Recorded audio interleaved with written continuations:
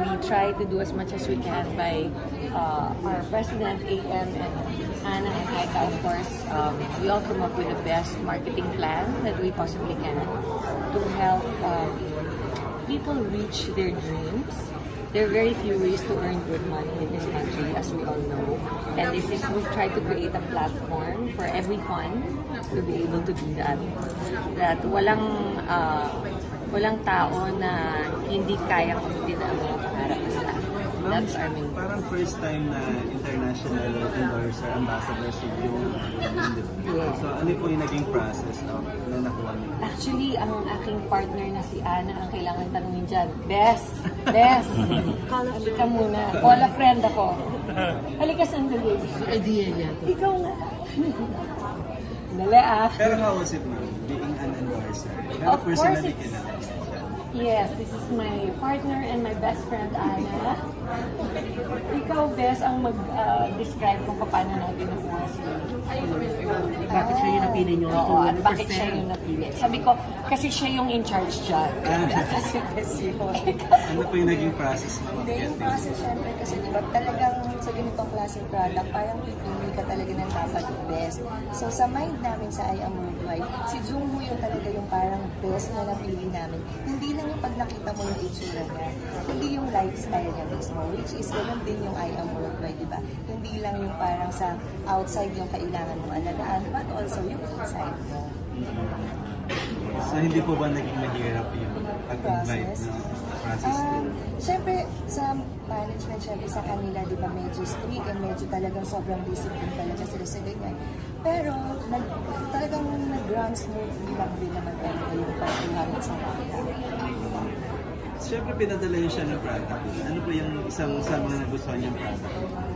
Yung Wardy, tsaka siyempre yung Amazing White. Amazing White talaga yung kanyang ano ba.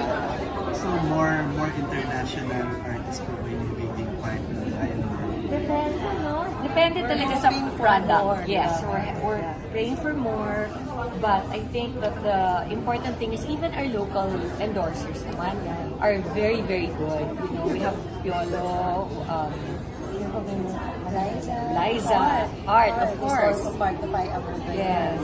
And John Lloyd Cruz. Yes, is for our immunity. Yeah, immunity. Yes, so we handpick them very carefully kasi kailangan talaga bagay sila sa product na nilo-launch namin. Yes. And they're also using the product. Yes, that's the most important. User sila. Kasi marami naman endorser na, di ba, they just endorse but they don't actually use it. It's very important for us in I Am Worldwide to make sure that our endorsers actually appreciate and use the products themselves. Is really what made me better during the time that I had breast cancer. I'm now a 21-year-old breast cancer survivor. So, syempre, yan yung pinaka-original product namin. And I believe that that is really the product that we stand known for in I Am Worldwide. We try to cater to the demands of the public and of course our clientele. If they prefer, if they would like us to bring a new product, then we try to study it. And I'm in our company kasi I'm in charge of bringing ako yung pinaka product development and ako yung nagsusupply ng produkto. So ako yung nag-aaral kung alin talaga yung best product ingredients, and of course since we started off on one of the best in the world, which is our barley, we really make sure that all the other products are able to keep par with our original baby. Are you a full-time entrepreneur na po ba? Or may bala pa kayong bumalik sa showbiz? Or may mga offer pa ba? Because of your still sex and yes? Thank you. But no, I'm a full-time mom. I've always been a full-time mom. Even when I was very busy with showbiz, that was really my priority, is raising my children. And of course, I Am Worldwide now is 5 years old. I have my own company, which is now 15 years old, which is the one that partnered with I Am Worldwide. Herb Oil is actually the main supplier of I Am Worldwide. And so between running the businesses and of course making sure that all our clients, we have I think close to 300,000 members already as of today. So it's very hard kasi you have to answer questions constantly. You know, you have to cater to yung mga inquiries all the time regarding the products. And because I'm the main one in charge of even our mga documents with regard to FDA and mga ganyan, it's really, really very full-time.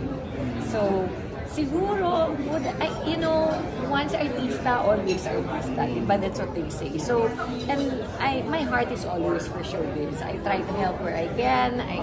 If there is a particular project that stands out, then of course, why not? Diba? I mean, it would just depend siguro. But it's no longer the priority as it used to be when I was younger. Sa pagbabalik niyo, ma'am, sino yung mga gusto niyo mga makasama? Oh my gosh, hindi naman ako picky. Kahit naman sino, ang importante dyan is yung endorser project. na ng ano. Yung project, syempre, diba, in India. You know, I have some directors that, of course, I miss them. And I would love to work with them again, diba? But with regard to actors, kahit naman sino you know, dami ng magagaling na bago na hindi ko na nakatrabaho. So, of course, that would be a great opportunity if the right project comes. Sila Piolo po.